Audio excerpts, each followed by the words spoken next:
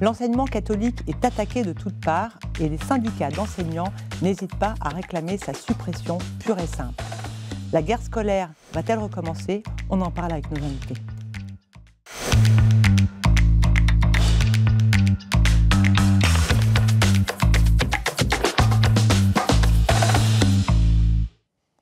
Guillaume Prévost, vous êtes secrétaire général de l'enseignement catholique et vous succédez à Philippe Delorme. Bonjour.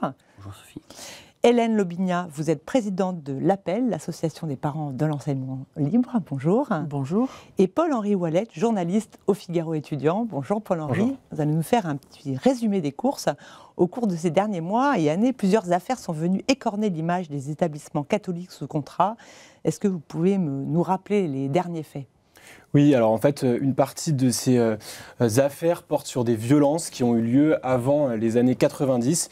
Il s'agit notamment du scandale Notre-Dame de Bétharram, révélé en janvier 2024 dans les Pyrénées-Atlantiques. Dans cette affaire, en fait, plus de 200 plaintes ont été déposées pour des agressions physiques et sexuelles. Et cette affaire a donné lieu à l'ouverture d'une commission d'enquête à l'Assemblée nationale qui a permis une libération de la parole en milieu scolaire, sur les violences en milieu scolaire. Depuis, d'autres affaires ont ressurgi. Il s'agit notamment du lycée Saint-Stanislas à Nantes, où des viols ont été commis par des prêtres dans les années 70, mais aussi du collège Saint-Jean de Pélussin, dans la Loire, qui est également pointé pour des cas de violences physiques commises à peu près à la même époque. Alors, les établissements catholiques ont été aussi mis en cause pour des problèmes de gestion. Ouais, et cela fait suite à la publication d'un rapport publié en 2024. Ses auteurs, le député Paul Vanier de la France Insoumise et Christophe Weisberg de Renaissance, ils dénoncent un système hors de contrôle et la possibilité de dérive ou de fraude. Les rapporteurs pointent un manque de mixité sociale également dans ces établissements. De son côté, l'enseignement catholique a répondu en dénonçant que ce rapport, en affirmant qu'il était malhonnête, en dénonçant une chasse aux sorcières qui vise à faire peser, je cite, un soupçon généralisé sur l'enseignement privé. Il dénonce le manque aussi de précision de ce rapport qui, en fait, ne permet pas de connaître le nombre d'établissements qui ne respecteraient pas leur contrat. Et il y a aussi des polémiques liées au projet éducatif, cette fois-ci des établissements catholiques. Oui, alors là, on reproche en fait aux établissements catholiques d'être trop catholiques. À Pau, par exemple, le lycée de l'Immaculée Conception a défrayé la chronique après la tenue d'une conférence de l'évêque de Bayonne sur le temps scolaire. Dans le lycée Stanislas à Paris, c'était une enquête de Mediapart qui dénonçait des cours de caté obligatoires, tandis qu'au lycée Caouzou de Toulouse, on pointait l'interdiction d'une conférence de l'association SOS Homophobie. Pour les détracteurs du privé, comme la CFDT ou la France Insoumise, ces éléments marquent une dérive du privé sous contrat. Donc on leur reproche notamment des atteintes à la laïcité. Mais alors, de leur côté, les lycées catholiques affirment au contraire qu'ils respectent la loi et que leur statut leur permet de cultiver justement ce caractère propre et qui leur permet d'affirmer une différence, un projet éducatif qui diffère du public. Alors Guillaume Prévost, pour commencer, j'ai dressé ce tableau là où on a l'impression que vous êtes un peu attaqué de toutes parts. Est-ce que vous avez l'impression qu'on assiste à un retour de la guerre scolaire, qu'on s'acharne particulièrement sur le privé en ce moment? D'abord, si on entend votre tableau, on a l'impression d'une situation apocalyptique. Aujourd'hui, c'est la rentrée scolaire. Il y a 2 millions d'élèves qui rentrent dans nos établissements. Il y a 150 000 enseignants, l'équivalent de personnel éducatif mobilisé dans nos établissements, et ça se passe très bien. Et les premiers chiffres qu'on a, les premiers retours de nos établissements, c'est que la confiance des familles est au rendez-vous. Je voudrais insister sur ce terme parce qu'à force d'entendre les politiques, les médias, on oublie ce fait fondamental. Nos écoles sont plébiscitées par les familles. Et nos écoles sont plébiscitées par les familles. C'est notre conviction, on y reviendra, parce que leur projet éducatif correspond aux besoins des familles et des enfants à un moment où les inquiétudes montent. Santé mentale, harcèlement, orientation, éducation affective, relationnelle. On voit numérique, on voit les familles inquiètes et elles trouvent dans nos établissements des garanties, un lieu apaisé, une attention à la relation qui fait, j'en suis convaincu, le succès de nos établissements. Et ce succès, c'est important de le souligner pour cette rentrée, ce succès ne se dément pas. Pour autant, vous l'avez bien souligné, il y a un ensemble d'attaques. Est-ce qu'il faut parler de guerre scolaire? Bon, on y reviendra peut-être, mais c'est vrai qu'il y a des attaques. Certaines sont outrancières, Certaines sont manifestement instrumentalisées pour réactiver des vieux clivages, Pépone dont Camillo, on en parlait à l'instant, qui paraissent un peu datés dans la société actuelle. Pour autant, sur les enjeux de mixité, sur les enjeux de l'accueil de tous, sur les enjeux de la relation avec les familles, sur les enjeux du soutien aux enseignants, c'est comme l'ensemble des écoles de notre pays, on doit être au rendez-vous parce que les attentes de la société sont immenses, parce que la société est inquiète en particulier sur le sujet éducatif. Donc à nous de préserver ce qui fait notre singularité, de soutenir nos enseignants pour cette rentrée et d'apporter concrètement les réponses que nos concitoyens attendent, s'agissant de l'ensemble des sujets que j'ai balisés. Et ce qui serait intéressant avec vous ce matin, c'est que je vous donne l'immense variété de solutions que nos établissements apportent quotidiennement à ces problèmes. Et pourquoi l'enseignement catholique, ses spécificités, sa liberté, son lien particulier d'association avec l'État, est une force considérable pour notre pays, à un moment où on se pose tant de questions sur l'éducation de nos enfants. Est-ce que vous avez peur pour vos financements? Est-ce que justement la rentrée se passe bien? Est-ce qu'on vous a supprimé des postes parce que les charges sont importantes? Et est-ce qu'on en a profité justement pour vous supprimer des postes d'enseignants dans vos écoles? Comme chacun le sait, la peur est mauvaise conseillère. C'est un grand pape qui disait « n'ayez pas peur ». Donc nous, on rentre dans cette rentrée, on n'a pas peur. Et puis, de toute façon, si vous avez peur, c'est même pas la peine de prétendre rentrer dans cette relation éducative dont... Parce que si vous avez peur le premier jour de la rentrée de perdre vos financements, vous êtes mal barré, excusez-moi, dans la relation avec des adolescents qui sont singulièrement attentifs aux moindres peurs qui peuvent vous fragiliser. Donc non, on n'a pas peur. Pour autant, et ça a été souligné, il y a un certain nombre... Je l'ai dit, la confiance est au rendez-vous, mais les attentes sont immenses. Et donc, il faut qu'on se porte à la rencontre de ces attentes, et je pense en particulier aux attentes locales. Je pense aux attentes des communes. Je pense aux attentes du tissu local concret d'éducateurs en protection de l'enfance, en petite enfance, dans les clubs sportifs, les clubs associatifs. Comment ? Alors que l'enseignement catholique apparaît de plus en plus comme, excusez-moi, comme on dit en bon français aujourd'hui, place to be, comment on ouvre cet accès, comment on permet à tous ceux qui adhèrent à notre projet éducatif de rentrer dans cette relation, concrètement, localement, pas dans une relation pseudo-conflictuelle avec l'État. Nos rapports, c'est des rapports de confiance, durables, féconds. On ne va pas tout d'un coup arrêter de payer nos enseignants. Je ne l'imagine pas. En revanche, on y reviendra peut-être, on a des enjeux notamment de ce qu'on appelle le forfait d'externat, c'est-à-dire la part de financement que les communes, à la charge des communes, pour l'école primaire, pour l'école primaire, à la charge des départements pour les collèges et à la charge des lycées, des régions pour...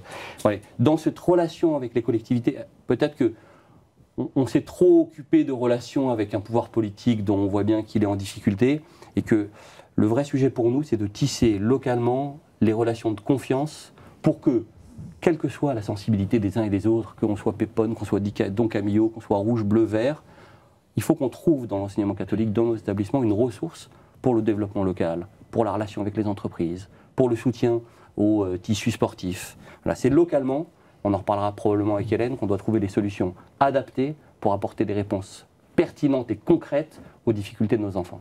Hélène Lobinia, vous êtes présidente de l'association des parents de l'enseignement libre. Ce qui est difficile à comprendre, notamment dans le rapport qui avait été publié, c'est qu'on reproche à ces écoles le fait qu'elles soient catholiques. Alors on parle de caractère propre. Qu'est-ce qu'elles ont le droit de faire et de ne pas faire? Ça, pour beaucoup de familles, c'est un petit peu... Est-ce que, par exemple, je donne des exemples, est-ce qu'on a le droit de faire une messe de rentrée? Est-ce qu'on a le droit d'instaurer, je sais pas, le catéchisme? On dit la pastorale aujourd'hui.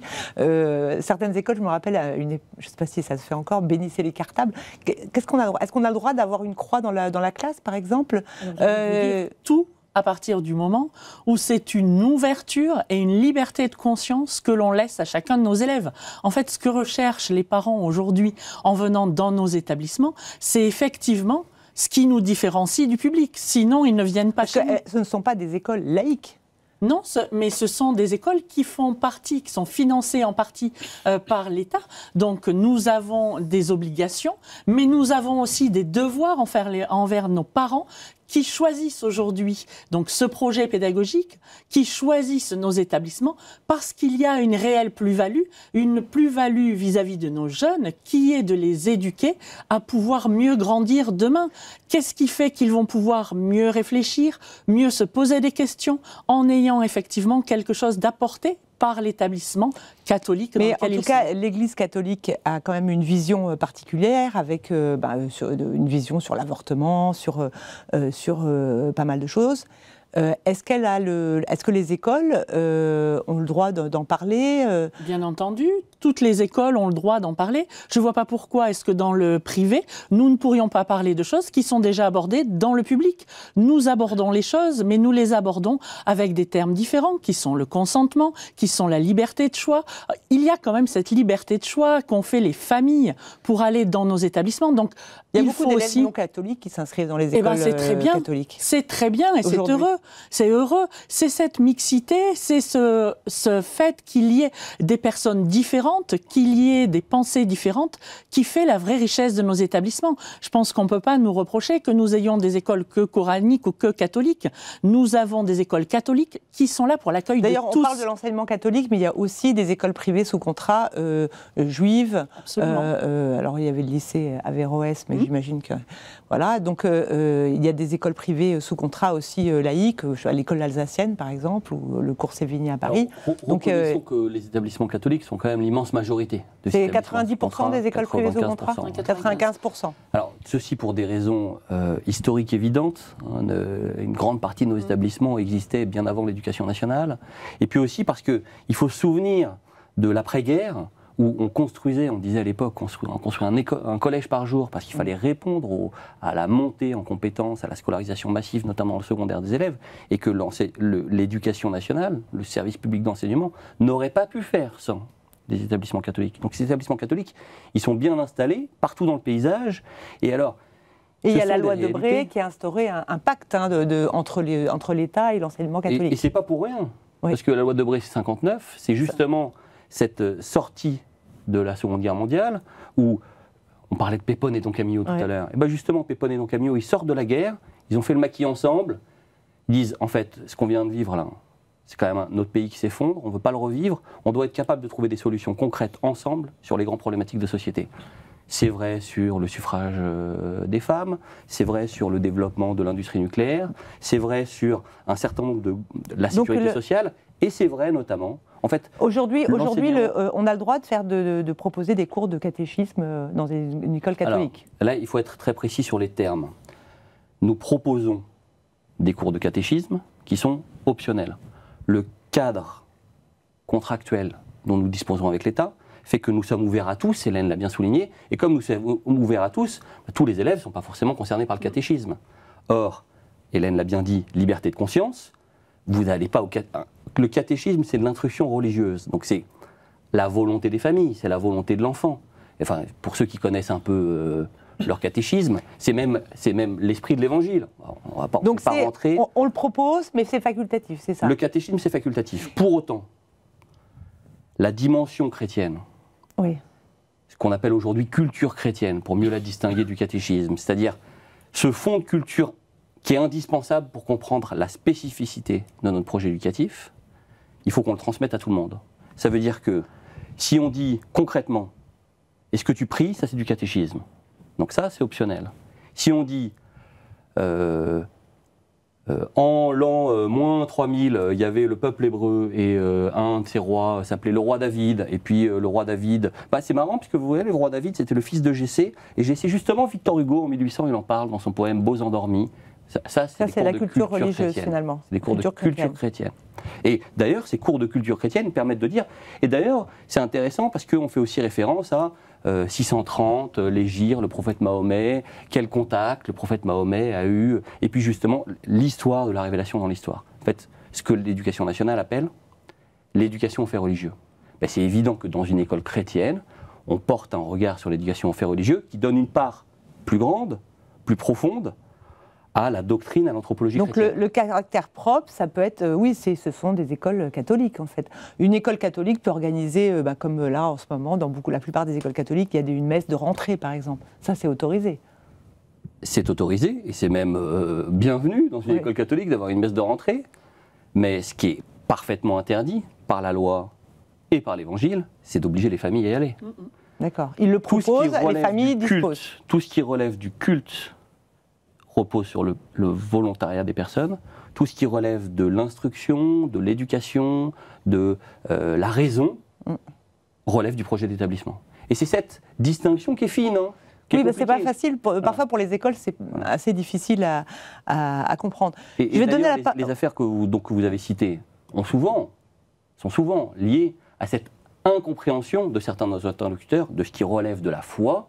Dans la tradition chrétienne, on dit le fort intérieur, et ce qui relève de la culture, et ce qu'on appelle le fort extérieur. Ouais.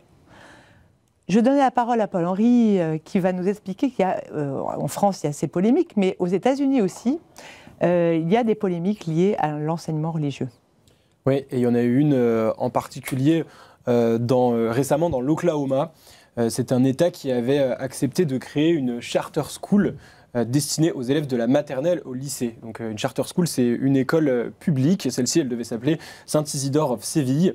Et enfin, c'est une école privée, mais subventionnée, charter school. C'est une école, là en l'occurrence, c'était une école qui devait être entièrement financée du coup, sur fonds publics.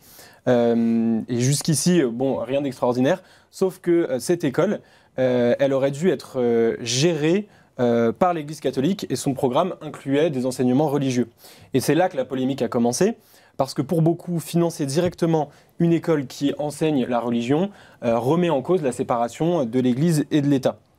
L'affaire a été portée d'abord devant la justice locale, puis ensuite devant la Cour suprême de l'Oklahoma, et enfin devant la Cour suprême des États-Unis. Et là, surprise, la Cour suprême s'est retrouvée à égalité, 4 contre 4, et le projet a été bloqué. Il ne pourra donc pas ouvrir dans l'immédiat. Alors, est-ce que ce projet tombe à l'eau ?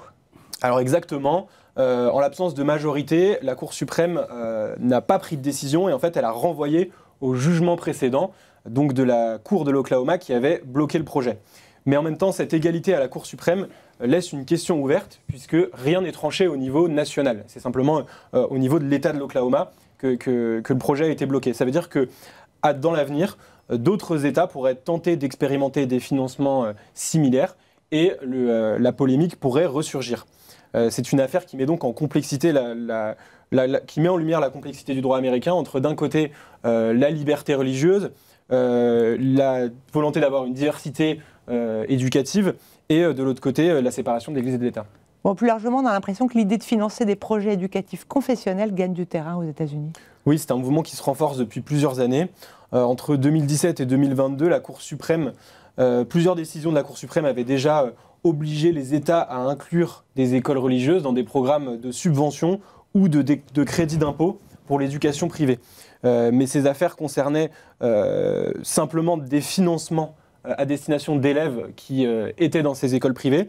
Là, dans le cas de cette école dans l'Oklahoma, on allait encore plus loin, puisqu'il s'agissait de financer entièrement l'école sur fonds publics. Hélène Lobignat, j'ai une question pour vous. On reproche souvent aux écoles catholiques d'accueillir un public trop privilégié. Est-ce que vous pouvez nous rappeler combien coûtent les frais de scolarité dans une école privée aujourd'hui catholique ? Alors, toutes nos écoles sont différentes, mais que l'on aille de l'école de ruralité, vous allez avoir une scolarité qui varie entre 10 à 25 € par mois. Donc de frais de scolarité. Alors à Paris, c'est pas tout à fait ce prix-là. Non, mais là je vous parle de la ruralité, je vous parle des écoles. Par exemple, je prends une école qui est dans le Gers, département 32.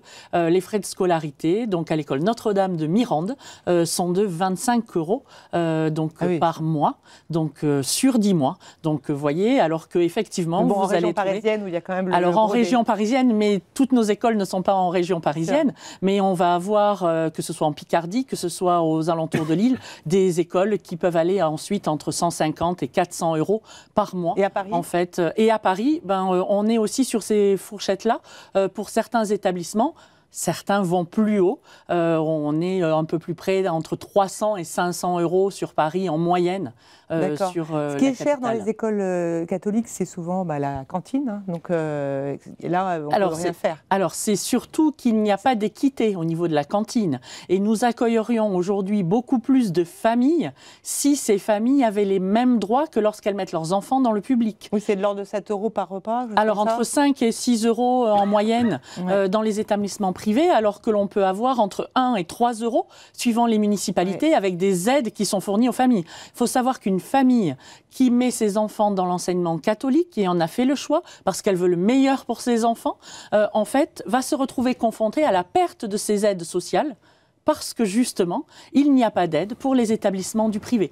Et donc, on nous parle de mixité, mais l'enseignement catholique, je pense que Guillaume me dira la même chose, est tout à fait disposé à avoir plus de mixité, mais donnons-nous les moyens. Il faut que l'État fasse le nécessaire auprès des collectivités pour qu'il y ait cette équité pour toutes les familles.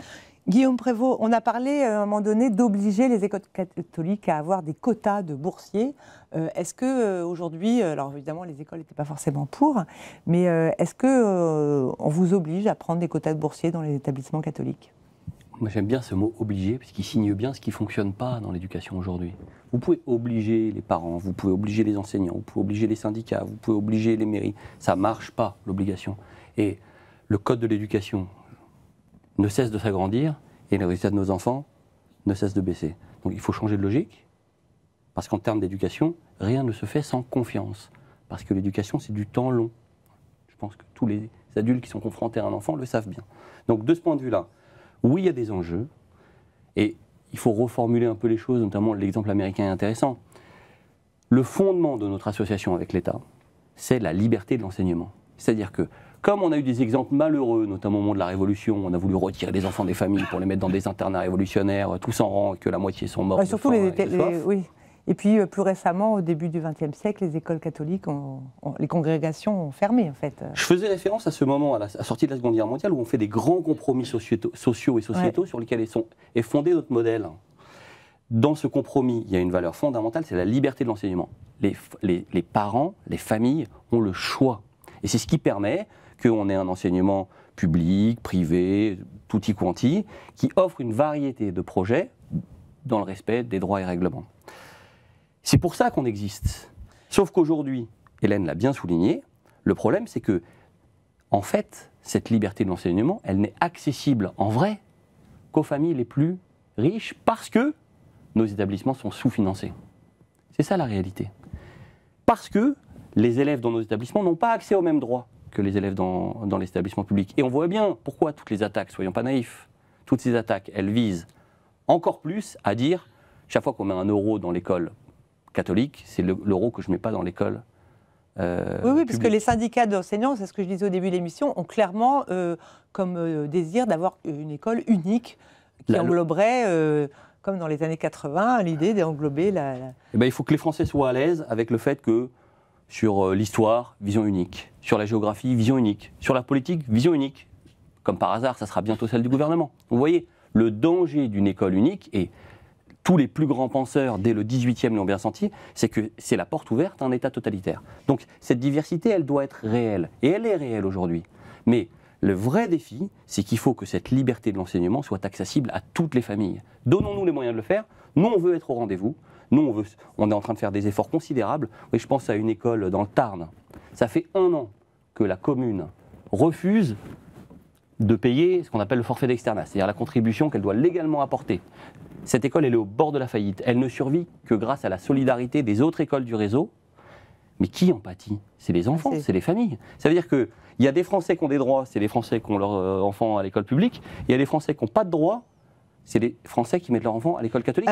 Monsieur Vanier, dernier exemple, voulait nous facturer les patrouilles de police qui passent devant nos établissements. Attendez, les familles qui vont dans nos établissements, elles payent des impôts aussi. Ah oui. Elles ont les mêmes droits, pas plus, pas moins. Hélène Lobila, vous parliez, Guillaume, des taux de réussite, enfin, des résultats des écoles privées. Les écoles privées catholiques ont d'excellents résultats. Lors des classements, on voit bien le taux de réussite au bac, au brevet, les mentions, les notes, etc. Et ça agace aussi, non je veux dire par là non, que... est-ce qu'on doit être... Alors, est-ce qu'on est dans une France où nous devons être à niveler par le bas? Est-ce qu'on n'est pas fier des bons résultats que l'on met en avant? Est-ce que pour ces enfants, on ne veut pas le meilleur? Est-ce qu'on ne fait pas le choix, justement, qu'ils réussissent au mieux en ayant une formation qui soit complète, pas simplement la vision de l'État, mais également un pas de côté avec tout ce que l'on peut leur apporter, essayer de réfléchir, essayer de les accompagner au mieux. C'est peut-être ça aussi la chance de nos établissements catholiques. Essayer de promouvoir le fait que l'enfant ait cette liberté de conscience, puisse réfléchir, puisse activer en fait tout ce qui est cérébral et autres. Guillaume Prévost, est-ce que vous pouvez... ma dernière question, l'émission va se terminer. On se souvient de la mobilisation massive des Français pour l'école privée menacée en 84. Je me souviens, j'y étais. Pensez-vous que les Français redescendront dans la rue si c'était à nouveau le cas? C'est difficile à dire. Je pense que les Français sont très inquiets. Beaucoup de Français sont très inquiets en voyant l'état du pays et notamment ses divisions. Donc plutôt que de faire descendre les Français pour... défendre ceci ou cela. Moi, ce qui me semble très important, c'est qu'au lieu de se diviser, de dire c'est ta faute, toi t'es gentil, toi t'es méchant, moi je suis ceci, moi je suis cela, réussissons à nous mobiliser ensemble, quelles que soient nos sensibilités, pour nos jeunes. On fait de moins en moins d'enfants. Nos jeunes sont de plus en plus en difficulté. On s'en fiche qu'ils soient verts, rouges, bleus, les enfants. Ils n'ont pas besoin de ça. Ils s'en fichent de vos opinions ou pour qui vous votez. Il faut que notre pays sache se mobiliser pour ses enfants. Et pour ce faire, l'enseignement catholique est un atout de premier plan. Que l'ensemble de la société française se saisisse de l'enseignement catholique comme d'un atout pour relever le défi de la jeunesse, voilà ce que nous souhaitons. Nous allons nous mettre en mouvement, à disposition de l'ensemble de la société pour relever ces difficultés. Et Hélène l'a bien dit, il faut qu'on donne les moyens aux élèves les plus fragiles de venir dans nos établissements. Peut-être que nos établissements peuvent apporter des réponses pertinentes pour ces élèves-là. Allons-y. Hélène Lobinia, il n'y a plus de guerre idéologique, en quelque sorte. Non, faut savoir que nos familles vont ou dans l'enseignement public ou dans l'enseignement catholique. Parfois zappent de l'un à l'autre. Mais oui, mais le font en fonction des besoins de leurs enfants. Elles veulent le meilleur. S'il n'y a pas telle spécialité à tel endroit, eh bien on va à un autre et vice-versa. Donc il ne faut pas être dans ce carcan avec, si vous voulez, cette idée toute faite en disant les enfants vont faire toute leur scolarité dans le public ou dans le privé. Non, il y a une complémentarité entre l'un et l'autre qui est justement cette richesse pour le meilleur de nos enfants et de nos familles. Donc, allons de chaque côté, mais avec le meilleur. Merci beaucoup d'être venu à cette émission pour cette rentrée des classes. Guillaume Prévost, donc secrétaire général de l'enseignement catholique, qui fait sa rentrée aussi. Merci d'être venu à Paris d'École. Et Hélène Lobinia, présidente de l'Appel, et Paul-Henri Ouellette, journaliste au Figaro Étudiant, que vous reverrez chaque semaine. À très bientôt et je vous dis à une prochaine émission de Paris d'École.